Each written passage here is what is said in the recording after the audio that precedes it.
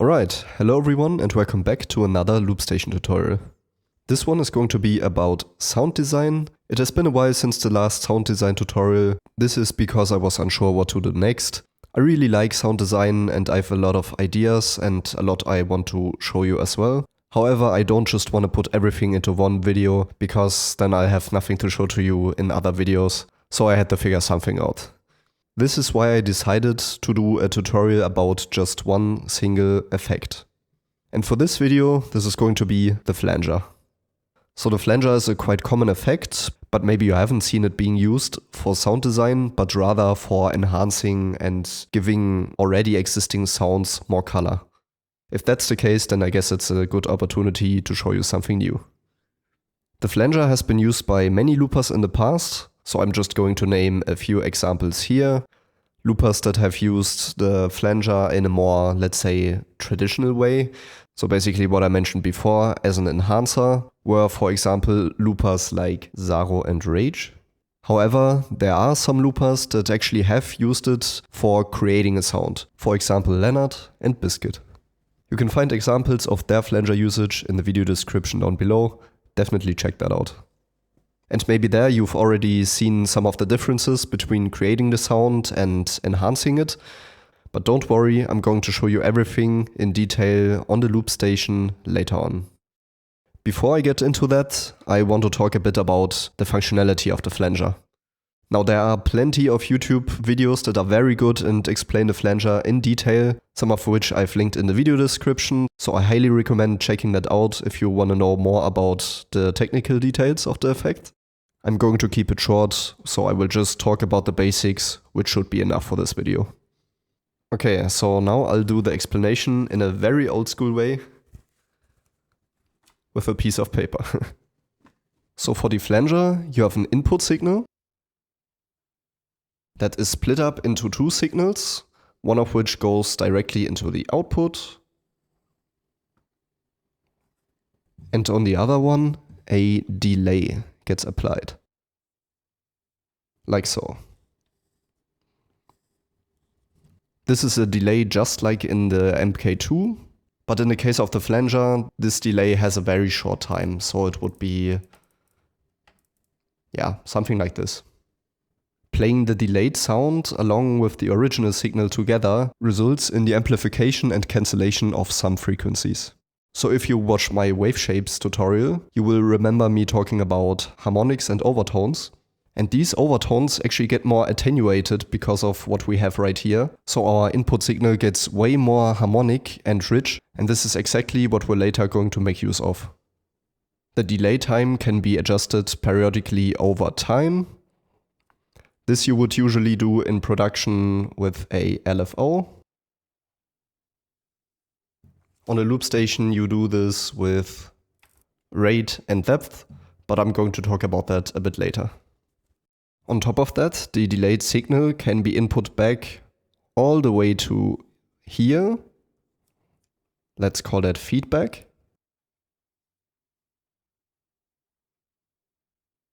And this can give the sound even more richness and more intensity also.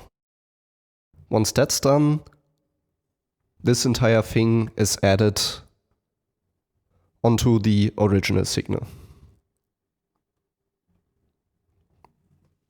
And that's it. It's a bit oversimplified, but I think you get the gist. And I think this should be more than enough to understand the loop station effect. Alright, cool. Now let's see how this actually works on the loop station. Let me actually just go to a different track to find a flanger with default settings. And maybe to emulate a very simple synth, let's just input a granular delay. Sure, let's leave it with the settings, only feedback 100. And now let's put a flanger on it.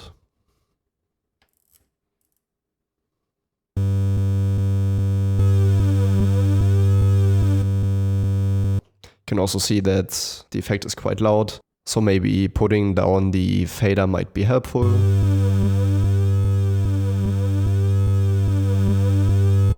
Or you can also adjust the effect level right here.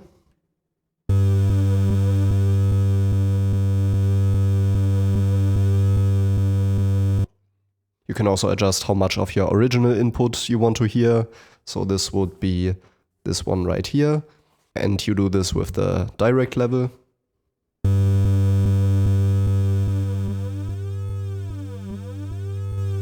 Let's actually put the effect level a bit up. And you basically hear that now the flanger dominates. As for the other effects, let's actually start with manual right here. This determines the center frequency of the flanger. So this basically sets the delay time. And now if I adjust this, you will hear that a higher manual setting will result in a higher center frequency and vice versa. Yeah, notice how the pitch gets higher. And now lower. Next we have rate and depth, which I already mentioned right here for the LFO. These settings basically control the change of the center frequency. The rate adjusts the speed of this change, so right now it's set to 1 measure, which is very slow. Let's make this a bit faster.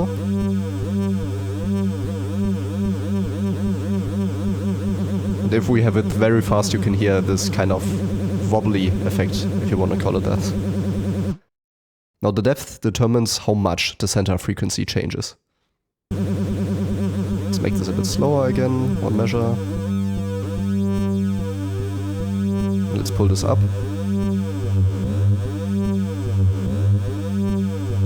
And you can see that the intensity has risen. Similar to, for example, the filter effect, you also have a step rate if you want to have your change with steps rather than it being continuous. So let's actually apply this.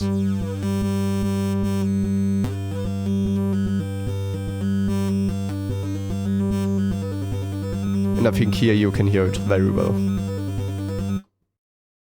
Next we have the resonance option, again on page 1, which would basically be this step right here, so the feedback. So yeah, I think this option speaks for itself, so let's just apply it with maybe first going a bit down and then going up again.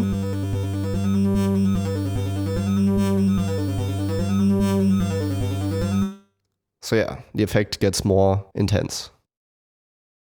Lastly, we also have the separation option on page 3. This option allows you to make use of the stereo field. So if we increase this value, you can see that as the center frequency moves, so will also the stereo field.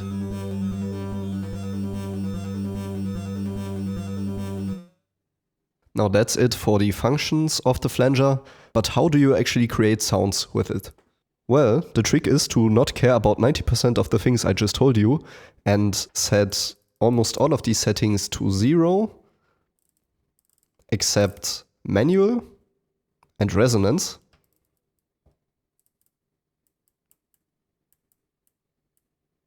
And this is where the magic begins. However, I really don't care about this granular delay anymore, so let's delete it for now. Also, let's go from track FX to input FX. So also for the input FX, I'm going to put everything to 0, except manual and resonance. And now the main thing of interest is the manual setting, because this determines, as I said, the center frequency, so in other words, your pitch. In my experience, pitching with the flanger effect can be a bit more tricky than, let's say, with the delay effect. So you might need a good ear for this kind of stuff, or maybe additional help like a DAW or maybe a piano with which you can pitch this effect. For now, let's leave it at the default though, and let's just make some input sound with it. In general, with this effect, your best friend in terms of input sound will be or t. So yeah, let me actually demonstrate to you how this sounds.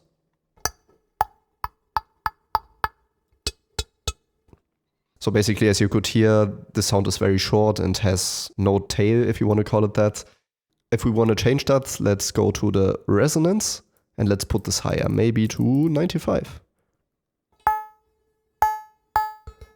You see the tail got longer, and let's pull it all the way up to 100.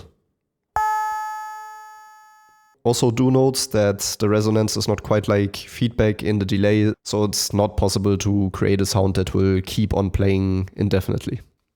I can also recommend being very careful with this resonance setting, especially if you play around with different kinds of effects right here, because this effect can get very loud very quickly. Also, usually you don't really need a resonance of 100. 99 is more than enough for almost everything, so it sounds like this. Most of the time when I use this effect, I have a resonance setting of 98 or 99. Or if I want to have it a bit shorter, 95, for example. So yeah. Now let's actually go back up to 98 and play around a bit with the manual setting again.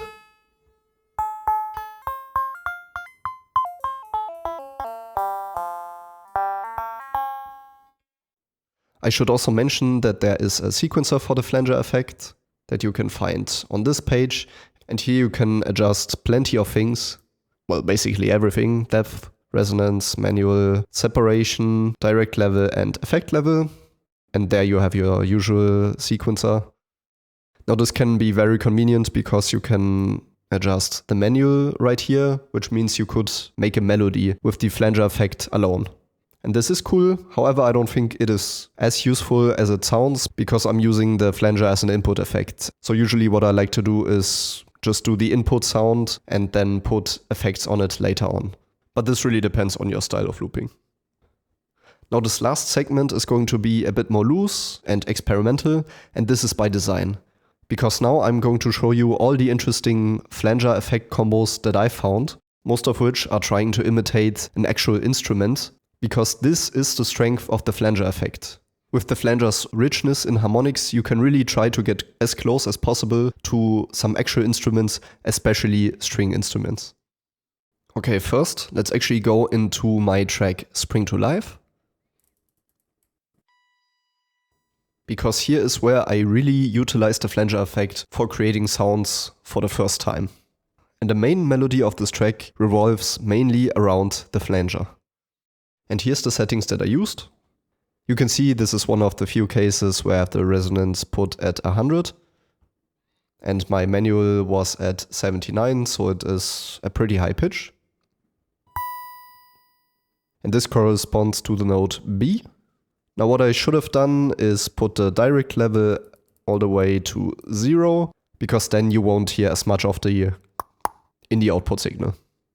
So the only other effect that I actually put on this flanger was a bandpass filter with these settings and a pretty high cutoff. This makes it so the frequencies of the flanger are a little bit cleaner.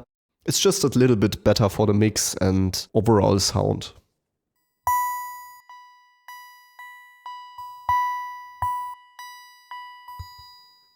And as you maybe could hear, it kind of filters out some of the really high frequencies, because this is both a blessing and a curse of the flanger effect. So yeah. So if we input the sound again with a, then we have this.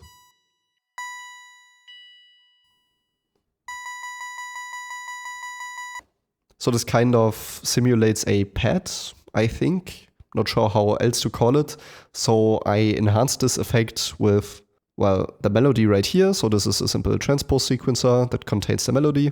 Then a step slicer, which isn't really that important right now. And then, very important, a long reverb, also with a high effect level, and a panning delay. This really makes this entire sound so much atmospheric, and I think you should be able to hear that right now.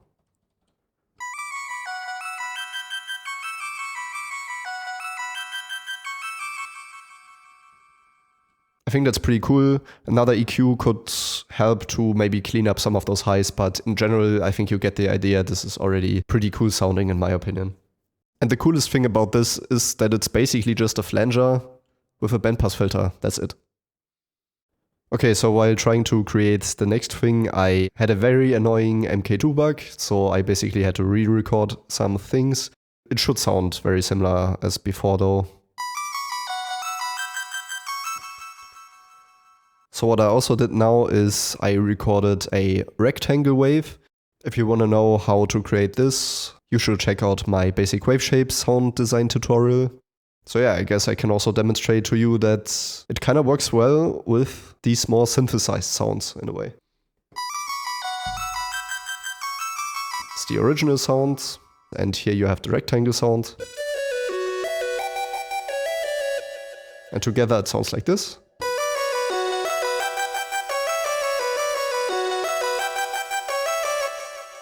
So yeah, I think they complement each other pretty well. I'm sure if you tried out other waveforms, they would also probably work fine. This is just what I tested. Feel free, in general, with all of these effects to play around with it yourself. Okay, let's move on to the next thing, but actually let's stay in this track, because you can enhance the effect of a pad even more. And that you can do with the effect ring modulator. So let's select this right here, and let me show you how it sounds.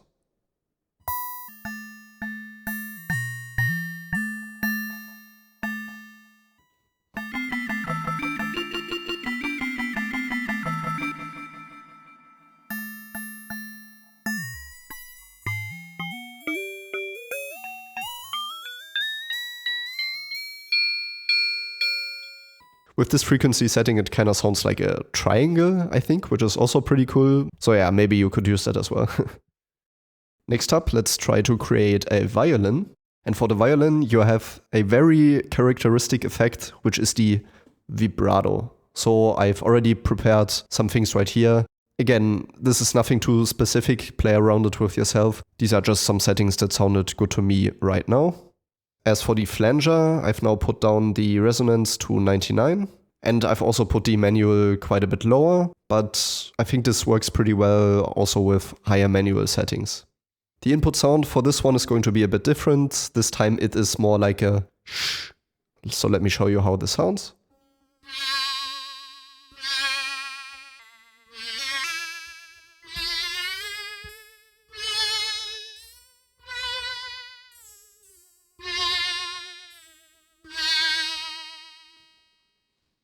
Next, a pretty cool effect combo that I found is the flanger with either an octaver or a pitch bend, kind of gets a similar result. And this sounds kind of like strings as you would find it on an E-piano, but a bit more lower pitched, like a contrabass. So I guess it's a mix of those. And again, my input sound is shh. First with the octaver.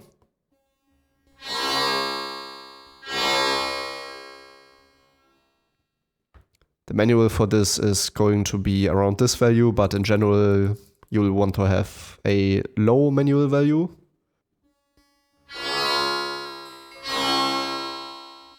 And now with the pitch bend.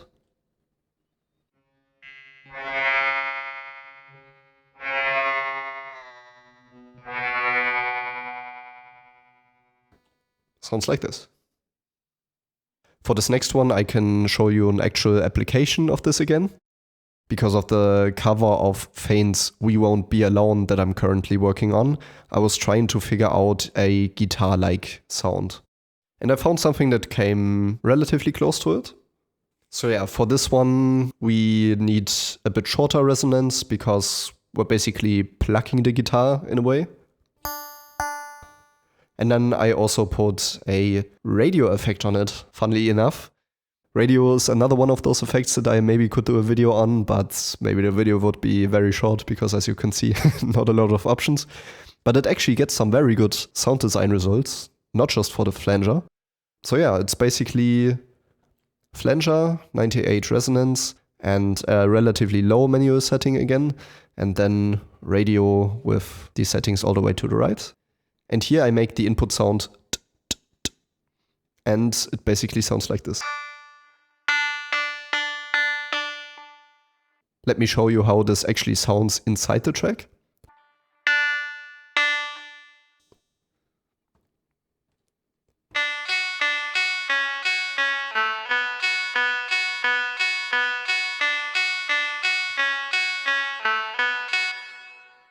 So yeah, this is basically, again, just a transpose sequencer with the melody and a reverb. That's it.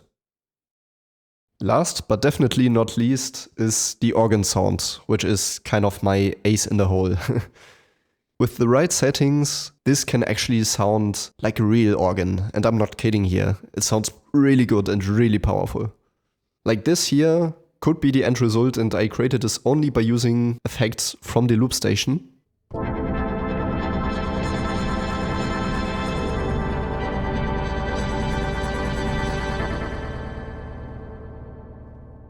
So obviously for this one, there was a lot of processing here. I had to create the chords. And then also, as you can see right here, I put a low pass filter with a sequencer on it. And then you also have those two effects, which in my opinion are actually mandatory for making the organ sound like a real organ, which is panning delay and reverb. Very important, especially with high effect levels, as you can see here.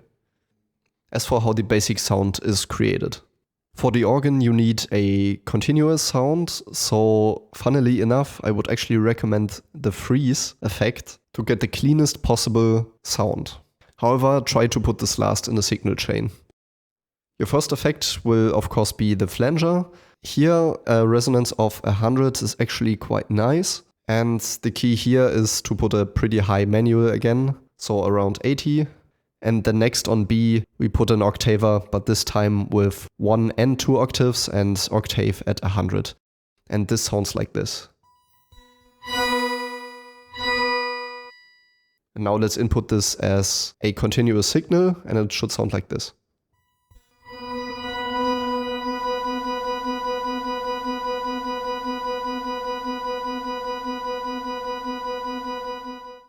So yeah, the reason for the freeze being a bit cleaner than, for example, a delay effect, which you would usually use to get a more continuous signal, is that granular delay and delay add that little bit of flavor, if you want to call it that. So yeah. However, it is also very possible to do this with a granular delay. In a way, if you use the granular delay, you have even more options because you can choose low times, you can choose high times.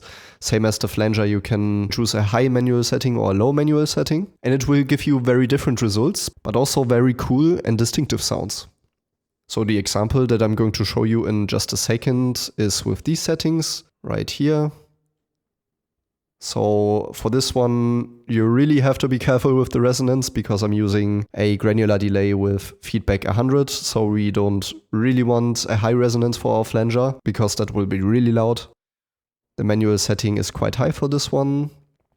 And then, yeah, octaver stays the same always. And if we again do the sh sound, we get this result. Let's actually make it a bit more quiet.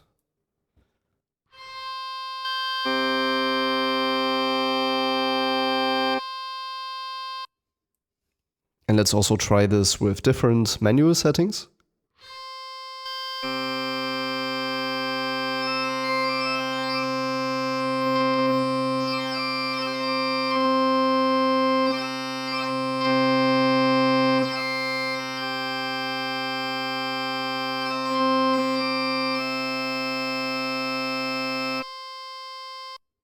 So now let's choose a higher value for the time of the granular delay. 50 for example, and instead of the sh, I will make a again, you can try different sounds and most of the time it will be something usable. And I'm just going to show you how it sounds again with different manual settings.